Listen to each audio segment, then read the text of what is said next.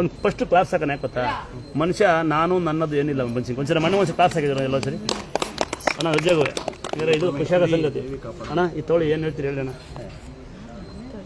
ನೀವು ಕಾರ್ಯಕರ್ತ ಹೇಳಿ ಪರವಾಗಿಲ್ಲ. ನಾನೊಬ್ಬ DSS ಜಿಲ್ಲಾಧ್ಯಕ್ಷ ಕರ್ನಾಟಕ ದಲಿತ ಸಮಿತಿ SC/ST ಜನಾಂಗದ ಜಿಲ್ಲಾಧ್ಯಕ್ಷರಾಗಿದ್ದೀನಿ ಮತ್ತು ಪತ್ರಕರ್ತನಾಗಿದ್ದೀನಿ. ಈ ತಾಲೂಕಲ್ಲಿ ನಮ್ಮ ಜಿಲ್ಲೆಯಲ್ಲಿ 30 ವರ್ಷ ಕರ್ನಾಟಕ ದಲಿತ ಸಮಿತಿ ಜನ ಸೇವೆ ಮಾಡಿದ್ದೀನಿ. ಚಿಕ್ಕಮಗಳೂರು ಡಿಸ್ಟ್ರಿಕ್ಟ್ ಜನಸೇವೆ ಮಾಡಿದ್ದೀನಿ. ಕರ್ನಾಟಕ ರಾಜ್ಯಾದ್ಯಂತ ಸುತ್ತಿದ್ದೀನಿ. ನಾನು ಸ್ವಂತ ಊರು ನಂದು ಆದಿಕೆರೆ, ತರೀಕೆರೆ ಪಕ್ಕ 5 ಕಿಲೋಮೀಟರ್ ಅಷ್ಟೇ. ನಾನು ಯಾವಾಗಲೂ ತರೀಕೆರೆ ಟೌನಲ್ಲೇ ಇರ್ತೀನಿ. ನನ್ನ ಆಫೀಸ್ ತರೀಕೆರೆಲ್ಲೇ ಇದೆ. ನಾನು ಒಂದು 2 ವರ್ಷದ ಮುಂಚೆ ಈ ದೇವ್ರ ಹತ್ರ ಯಾವುದೋ ಒಂದು ಜಮೀನು ವ್ಯಾಪಾರ ಮಾಡಿದ್ವಿ. ರಿಯಲ್ ಎಸ್ಟೇಟ್ ಮಾಡ್ತೀವಿ, ಜೊತೆಗೆ ರಿಯಲ್ ಎಸ್ಟೇಟ್ ಮಾಡ್ತೀವಿ. ಒಂದು ಜಮೀನು ವ್ಯಾಪಾರ ಮಾಡಿದ್ವಿ. ಜಮೀನು ವ್ಯಾಪಾರ ಮಾಡಿ ಉಳ್ಳಂಗಿ ಕಟ್ಟಿದ್ವಿ. ವ್ಯಾಪಾರ ಮಾಡಿ ಜಮೀನಿಗೆ ಸ್ವಲ್ಪ ಸಮಸ್ಯೆ ಆಗ್ಬಿಡ್ತು. ತರಲೆ ಸ್ಟಾರ್ಟ್ ಆಯಿತು. 1 ಕೋಟಿ ರೂಪಾಯಿ ದುಡ್ಡು ಹೆಚ್ಚು ಕಡಿಮೆ ಇಸ್ಕೊಂಡಿದ್ವಿ. ಕೊಟ್ಟಿದ್ವಿ, ಯಾರಿಗೆ ಇಸ್ಕೊಟ್ಟಿದ್ದೆ ನಿಮ್ಮಂತರದಕ್ಕೆ ಕೊಡಿಸ್ತೀನಿ ಅಂತೇಳಿ. ಅವನು ಪಾರ್ಟಿ ಕಾಲು ಎತ್ಬಿಟ್ಟ, ಕೊಡಲ್ಲ ಅಂತ.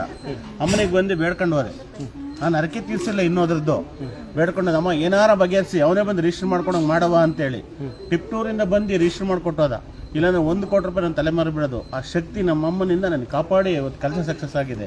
ನನ್ನೇ ಒಂದು ಊರೇ ರೈತ ಸಂಘದವ್ರು ಒಂದು ಕಡೆ, ನಾವು ಸಂಘಟನೆಯವ್ರು ಒಂದು ಕಡೆ, ಪೊಲೀಸ್ ಸ್ಟೇಷನ್ ಹೊಡೆದಾಟ ಪೊಲೀಸ್ ಬಂದು ನಿಂತ್ಕೊಂಡು ಅಮ್ಮನಿಗೆ ಬೇಡ್ಕೊಂಡು ಏನಾರ ಸಮಸ್ಯೆ ಬಗೆಹರಿಸಮ್ಮ, ಒಂದು 500 ರೂಪಾಯಿ ಕಾರಣಕ್ಕೆ ನೀನು ಪಾದಕ್ಕೆ ಮಡ್ಲಕ್ಕೆ ಕೊಡ್ತೀನಿ ಅಂತೇಳಿ 3 ಗಂಟೆಗೆ ಬೇಡ್ಕೊಂಡೆ. 4-5 ಗಂಟೆಗೆಲ್ಲ ಫಿನಿಶ್ ಆಗೋಯ್ತು. 12.5 ಲಕ್ಷಕ್ಕೆ ತೀರ್ಮಾನ ಆಗೋಯ್ತು. ಜಮೀನು ಅವ್ರಿಗೆ ಬಿಟ್ಕೊಡಂಗಾಯ್ತು. ಎಲ್ಲ ಸರಿ ಆಯ್ತು. ಸ್ವಾಮಿಯವ್ರು ಕೂಡ ಯಾವ ಥರ ಬಯಸ್ಕೊಂಡಿಯಾ?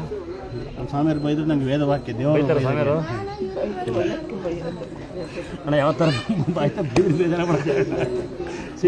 ನಮಗೆ DC ಬೈ ಎಲ್ಲ SB ಬೈ ಎಲ್ಲ 9 ಬನ್ನಿ ಬಾಲರಾಜ್ ಅವರೇ ಅಂತಾರೆ. ನಮ್ಮ ಸ್ವಾಮಿಯರು ಏನು ಬೈದ್ರು ನಮಗೆ ದೇವರು ಅಮ್ಮನೇ ಕರೆದಂಗಾಗುತ್ತೆ. ಅಮ್ಮನೇ ಬೈದಂಗಾಗುತ್ತೆ. ತಮ್ಮ ಬೈತಿದ್ಬೇಡ ದೇವರು ಒಂದೇ ಒಂದು ಕೊಡಬೇಲೆ ಬೇಗ ಸ್ಪೀಡಾಗೆ ಸರಿ. ಯಾಕಂದ್ರೆ ಅಣ್ಣ ಯಾಕೋತ್ರ ಯಾವುದೇ ಮನುಷ್ಯ ಯಾವುದೇ ಪದವಿ ಬೇಕಾದ್ರೆ ಇರ್ಬೋದು, ಆದರೆ ಪದವಿ ಉಳಿಸೋದು ಭಾಳ ಕಷ್ಟ. ಈಗ ಉದಾಹರಣೆ ನಾವೀಗ ಏನೋ ನಮಗೆ ಜನಗಳು ಯಾವುದೋ ಒಂದು ಲೆವೆಲಿಗೆ ನಮಗೆ ಬೆಳೆಸ್ತಿದ್ದಾರೆ. ಅದ್ರಲ್ಲಿ ಕೆಲವೊಬ್ರು ನಾವು ಉಳಿಸೋದು ಎಷ್ಟು ಕಷ್ಟ ಅಂದ್ರೆ ನಾವೆಲ್ಲೂ ಊಟಕ್ಕೆ ಹೋಗಂಗಿಲ್ಲ, ಯಾರ ಮನೆಗೆ ಹೋಗಂಗಿಲ್ಲ, ಎಲ್ಲ ಕಡೆ ಬ್ಯಾಡ್ ಮ್ಯಾಚ್. ಆಮೇಲೆ ಯಾರು ಮುಟ್ಟಂಗೆ ಇಲ್ಲ ಇಂಥ ತಂಗಿಯರನ್ನ ಆಗ್ತಾನೆ ಮುಟ್ಟಂಗೆ ಇಲ್ಲ. ಎಲ್ಲ ತಿರುಗಾಡುಗಳು ಒಟ್ಟಿಗೆ ಸಭೆ ಸಮಾರಂಭಗಳೆಲ್ಲ ಮಾಡ್ತೀವಿ ಗುರುಗಳೇ. AC ಅವರು ಮೊನ್ನೆ ರಿಟೈರ್ಡ್ ಆದರು, ಕಾಂತರಾಜ್ ಅವರು. ಅವರಿಗೆ ಒಂದು ಸನ್ಮಾನ ಮಾಡಿದೆ. ಅಣ್ಣ ನಾನು ಸಭೆ ಸಮಾರಂಭ ಬೇಡ, ನಾನು ನಿಮಗೆ ಗೌರವ ಕೊಡ್ತೀನಿ ಅಷ್ಟೇ. ನಾನು ಸಭೆ ಸಮಾರಂಭ ಬೇಡ, ದೊಡ್ಡನಲ್ಲ ನಾನು, ಬೇಡ. ಹಂಗೆ ಬಯಸ್ಕೊಳಕ್ಕೋಸ್ಕರ ಬರ್ತೀನಿ ನಾನು ಗುರುಗಳು. ಅಣ್ಣ ಬೈಯೋದು ತಪ್ಪ, ಒಳ್ಳೇದಕ್ಕೆ ಬೈತೀನಿ, ಕೆಟ್ಟದ್ದು ಬೈತೀನಿ. ನಾನು ಒಳ್ಳೇದಕ್ಕೆ ಬೈದ್ರೆ ಬುದ್ಧಿ ಕಲಿಬೇಕು ಅಂತ. ನಾನು ಗುರುಗಳೇ ನನ್ನ ಹೆಂಡತಿಗೆ ತಲೆ ಸರಿ ಇರಲಿಲ್ಲ. 25 ವರ್ಷ. ಅರ್ಶಂಘಟ್ಟ ಗುರುಗಳು ಓಂಕಾರ ಸ್ವಾಮಿಗಳು ಅಂತೇಳಿ ನಾವು ಅವ್ರ ಪರಮ ಭಕ್ತರು. ಅವ್ರು ಇರೋವರೆಗೂ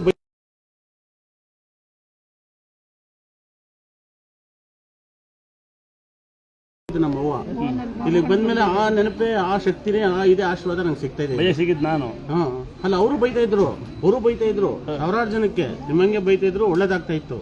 ಇವತ್ತು ಸಿಲ್ವಲ್ಲಪ್ಪ ಅಂತ ಮತ್ತೊಬ್ಬರನ್ನ ಸೃಷ್ಟಿ ಮಾಡಿ ನಮ್ಮವ್ವ ಕೊಟ್ಟಿಲ್ಲ. ನಾನು ಯಾವತ್ತೂ ನಾನು ಬೈಯೋ ಉದ್ದೇಶ ಇಷ್ಟೇ. ದೂರಿಂದ ಬರ್ತಾರೆ, ಕಷ್ಟ ಬರ್ತಾರೆ, ಕಷ್ಟ ಏನೋ ಕಾಯಿರುತ್ತೆ, ಸಾಲ ಮಾಡ್ಕೊಂಬರ್ತಾರೆ, ಕಾರಾಗಿ ಬರ್ತಾರೆ. ನಾಳೆ ಬರ್ಲಿಕ್ಕಾಗಲ್ಲ. ಬಂದಾಗ ತಾಳ್ಮೆಯಿಂದ ಇದ್ದು ನಿಮ್ಮ ಕಷ್ಟಗಳು ಬಗೆಹರಿಸ್ಕೊಂಡು ಹೋಗಿ ನಿಮ್ಮ ಉದ್ದೇಶ ಬೇಕು ಅಷ್ಟೇ.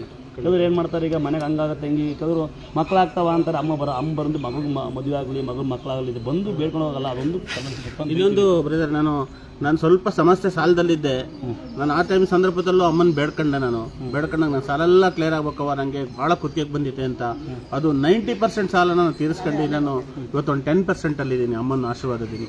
ಏನು ಮಿಕ್ಕಿದೆ ಬರ್ತಿಲ್ಲ ಪಾಠ ನೀವು ಖಂಡಿತ ಲಾಭ ಖಂಡಿತ ಅದ ಲಾಸಿ ಕರಿಬೇಡ ಲಾಭ